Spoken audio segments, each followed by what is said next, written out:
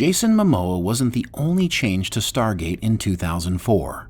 Fans had to stay on their toes to keep up with the franchise that year. Sci-Fi paired the two shows together on Friday nights, and the writers wrote the shows accordingly. For the most part, the continuity of the two shows remained cleanly separated, but there were several times when viewers would follow the story better by bouncing back and forth between SG1 and Atlantis.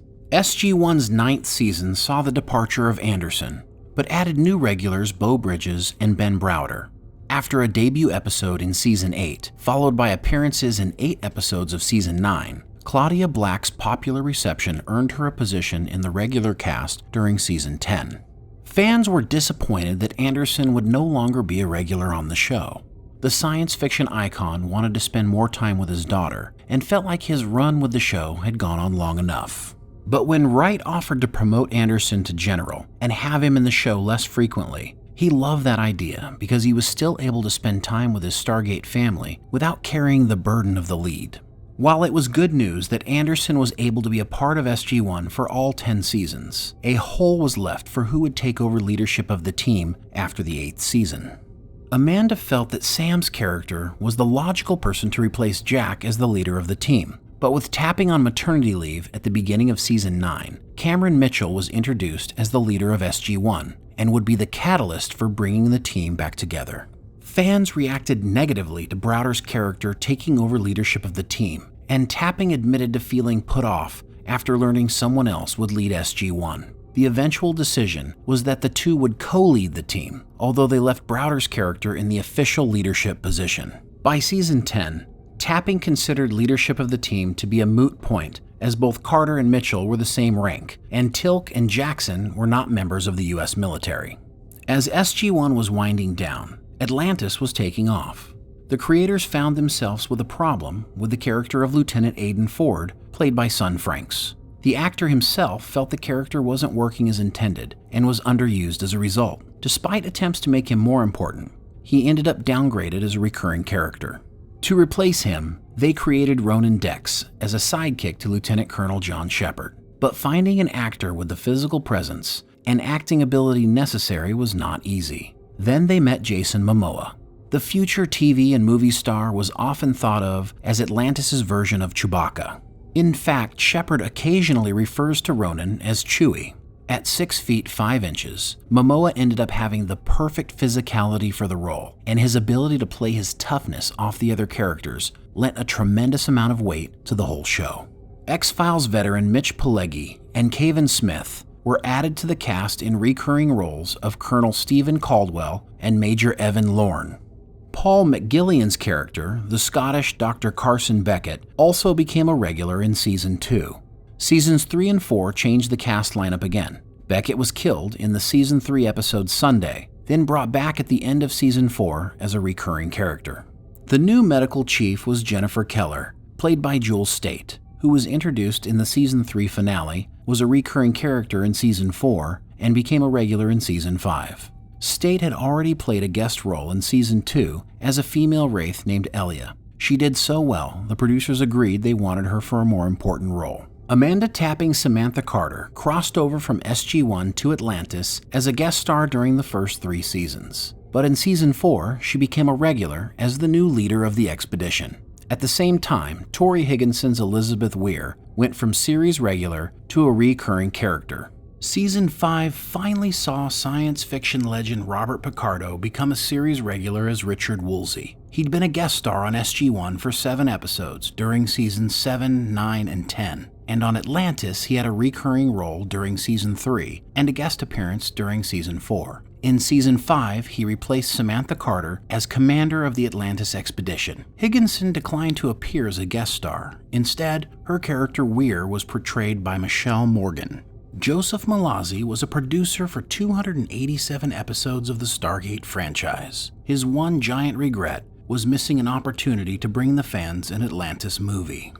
Late during Atlantis' 5th season, they didn't know whether there would be a Season 6. So Robert Cooper suggested they do a 2-hour, 2-part episode for the beginning of a potential Season 6, and if they didn't get it, then it could become the Stargate Atlantis movie. They would need an extra month of production, but if approved, They would be ahead of the game no matter what the studio decided. Mallozzi proposed it to decision makers, but the studio never got back to them with an answer.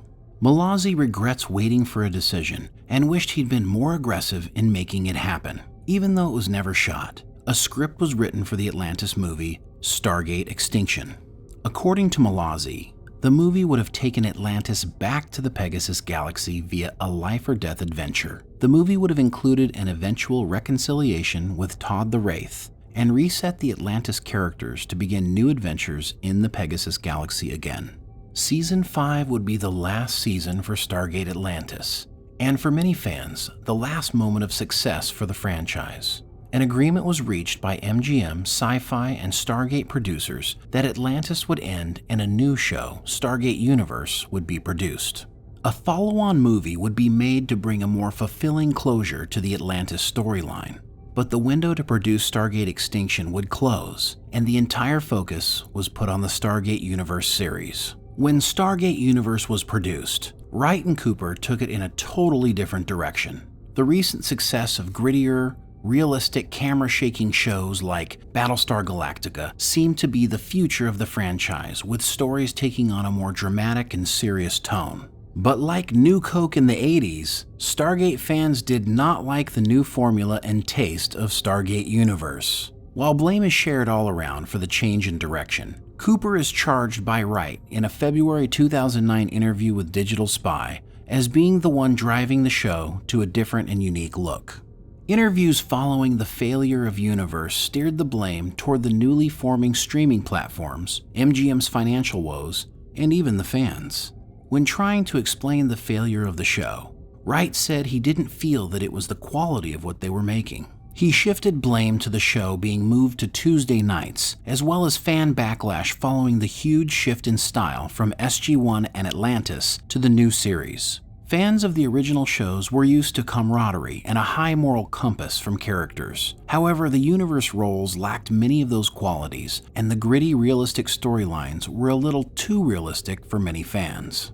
As a result, Not Our Stargate websites started popping up, and viewership for the new show plummeted. Fans described the show as glossy yet gritty, and that more focus was put on the style and look of the show as opposed to the development of the story and characters. It just didn't feel like the Stargate they knew. Little did everyone realize at the time, the Stargate machine was headed into a perfect storm.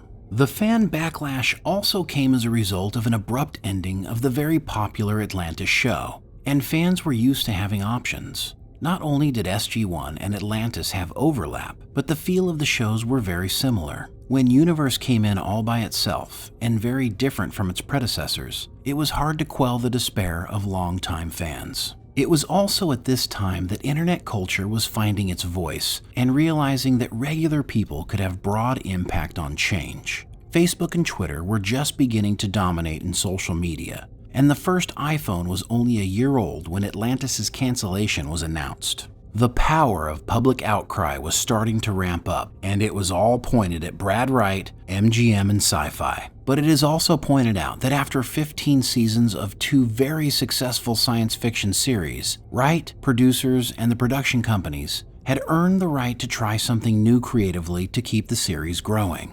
The realistically shot season arc shows were growing, and this was an opportunity for the franchise to make a move that industry experts predicted would be the future. And despite what people were saying, Wright hadn't forgotten about the fans.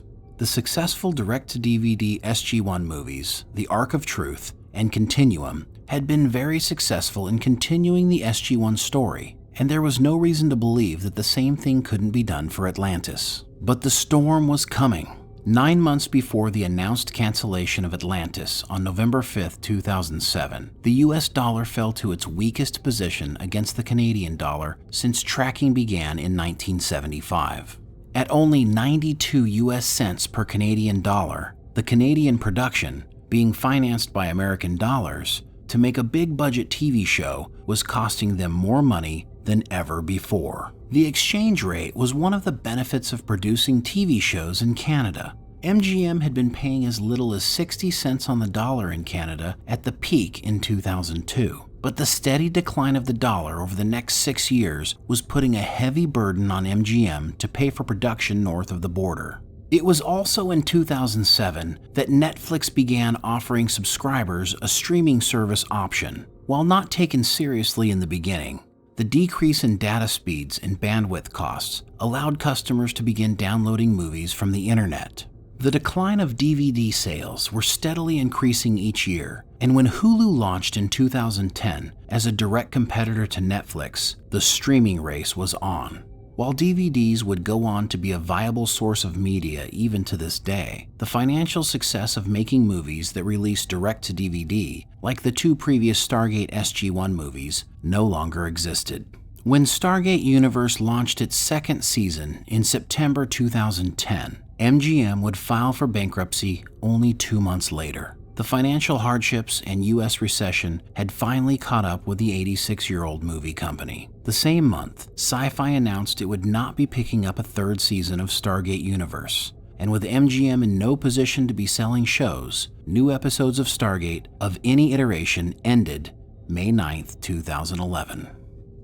The previous month, Wright confirmed to the public that the proposed Stargate Atlantis movie, as well as a 3rd SG1 movie and a movie he'd wanted to do with all 3 casts, had been shelved indefinitely. The Stargate sets were struck in Vancouver, and props from the show started showing up on eBay and other auction sites on the internet. Despite the sudden decline of the franchise, there was no doubt of its success. And while most of the credit tends to go to Wright, Cooper, Glassner, and all the actors, there were several key players that were crucial to the magic of Stargate on television. Peter DeLuise wrote, directed, produced, and acted in cameos in Stargate episodes from the time he joined the show in Season 2. The son of comedy legend and movie star Dom DeLuise, Peter was able to direct his father in the Stargate SG1 Season 3 Ergo. Peter describes that episode as being the highlight of his time on the show. The younger DeLuise was noted for inventing much of the Jaffa and Unas languages and cultures. He was a producer for 84 episodes of Stargate SG1 and a director for 69 Stargate episodes across the 3 series. When asked if he'd be interested in returning for a 4th series, DeLuise said, "Hell yes. That was the most creative, fun thing he'd ever done with his clothes on." Paul Mully was a writer for 80 episodes and a producer for 287 episodes across SG1, Atlantis, and Universe. A testament to his drive in the Stargate franchise is that he didn't think they were done creatively with SG1 when the show was canceled after 10 seasons.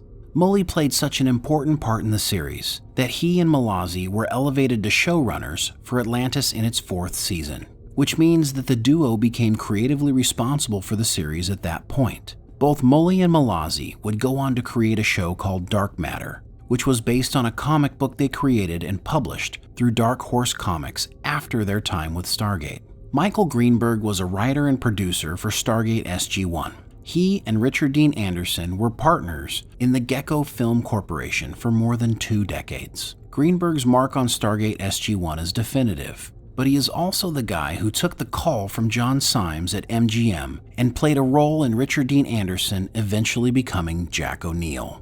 N. John Smith is not a name a lot of Stargate fans are familiar with, but he was one of the most important producers on the show. Other than Wright, he's the longest tenured Stargate producer. He was a part of the franchise for 341 of its 354 episodes. While he did serve as an executive producer, he admits it's mostly an honorary title. His main job was as a line producer, which meant he was responsible for hiring and firing the crew and making sure the film made it into the can on budget. And for a show on a tight budget, Smith's job wasn't always easy.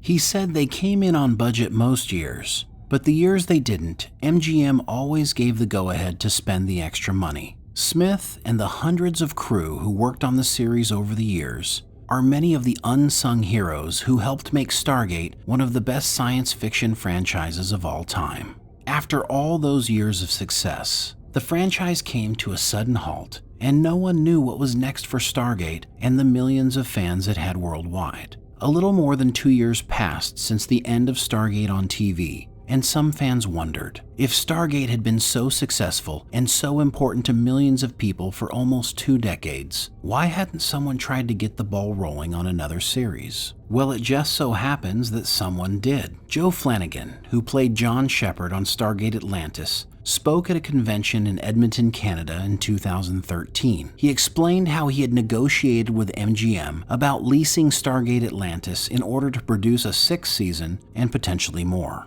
Flanagan took it upon himself to secure funding from various investors, as MGM would be unable to back the series as a result of their financial troubles. After securing enough money to back a full 20-episode season, Flanagan and his team began planning out the production itself. They were planning a move from MGM Studios in Vancouver to a studio in Europe in order to save money. Flanagan's team, their investors, and MGM came up with all the numbers. They also worked out television networks for broadcasting, studios, and plans for a 10-year lease of the Stargate franchise. Everything was set. And then MGM filed bankruptcy. They reemerged later thanks to the help of financing and shared earnings with Warner Brothers on the Hobbit movies. Those movies earned a combined $2 billion worldwide.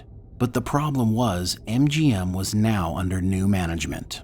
Gary Barber and Roger Birnbaum of Spyglass Entertainment were appointed as co-chairman and CEOs of MGM. Spyglass was primarily a movie company, and Flanagan would have to start negotiations all over again. Flanagan was left with the impression that Spyglass was more interested in working with Roland Emmerich, the original writer and director of the Stargate movie from 1994, to create another feature film outside of the current Stargate storylines. Spyglass's position on the TV franchise at that time was confirmed by Elena Huffman, who played Tamara Johansson in Stargate Universe. During an interview with Gateworld in 2011, she explained that Brad Wright had tried very hard to put a movie together, but Spyglass was not interested in Stargate and would not fund a movie that continued the television series. In a Variety interview in 2016, Jonathan Glickman, president of MGM's Motion Picture Group, recalled that when he ascended to his position in 2011, the Stargate property had been dormant and, for lack of a better term, had played itself out at that moment. So looking back, it seems that Spyglass's opinion of the TV series and their specialty in the movie industry would explain why they wanted to focus on getting Stargate back on the big screen. And as we mentioned earlier, Devlin and Emmerich weren't happy with the direction the TV series went with their story and had always planned to do a trilogy associated with the 1994 movie. Devlin had been discussing bringing the final 2 movies to the screen with MGM since 2006. The vision for these films would be quite different. The second installment would pick up 12 years after the original movie, with Jackson making a discovery that leads him back to Earth and uncovering a new Stargate. However, this Stargate would use a different mythology than Egyptian. The third installment would reveal that all Earth mythologies are actually tied together with a common thread that we haven't recognized before. In May 2014, MGM announced that they and Warner Brothers were backing the new Devlin and Emmerich Stargate movies. The two men were busy at the time working on Independence Day 2, but the Stargate movies had officially been greenlit and would hit the big screen in the years to come. Then Devlin announced they were going to reboot the original movie and do a whole new trilogy since too much time had passed.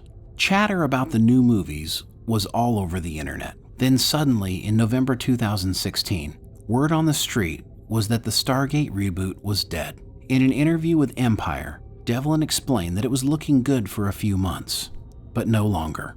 In what can likely be labeled as creative differences, Devlin noted that studio concern over numbers instead of quality is one of the reasons the reboot was no longer happening.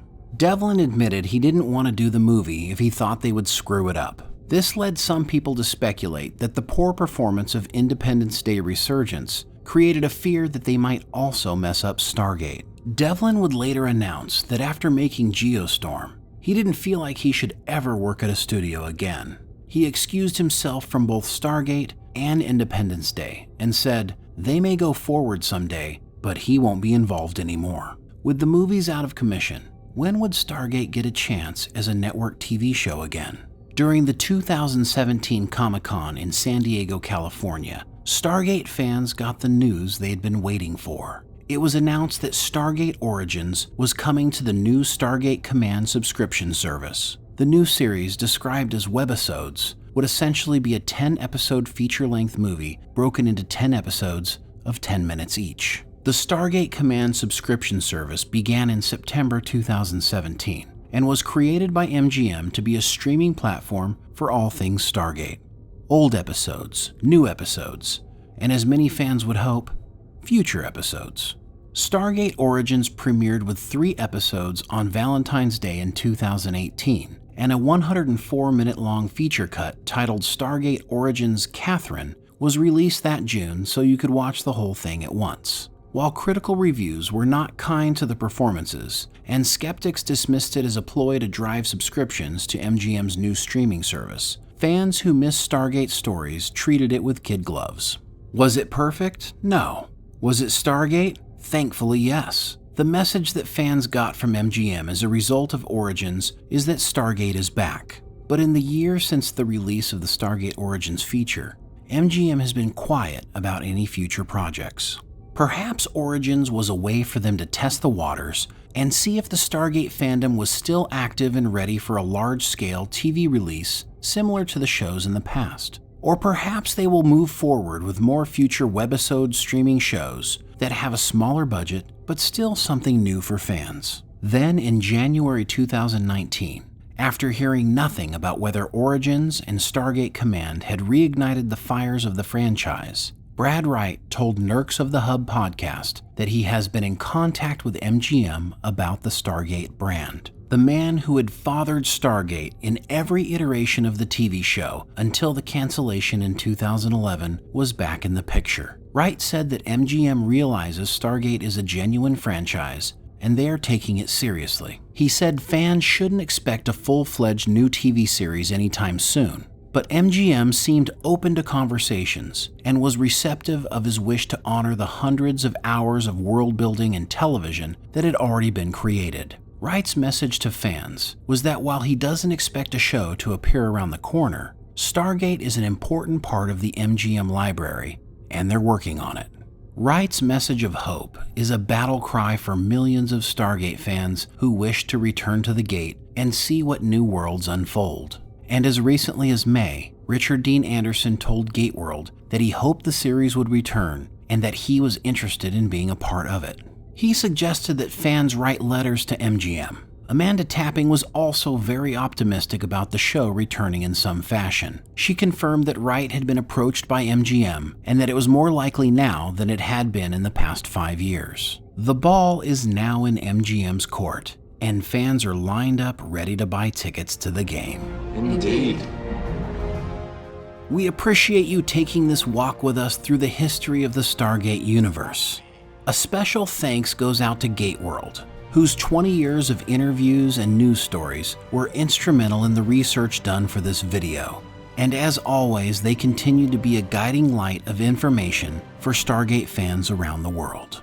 If you enjoy Stargate and other content like this, consider subscribing and hitting the bell for notifications to get our next exciting video. And of course, if you like this show, smash that like button like it's a gold trying to escape. And make sure you share this video with all your Jaffa friends. Also, consider supporting our channel at patreon.com/popcastguys so we can continue making more videos like this one. And until next time, may all your Stargate questions become future Popcast videos.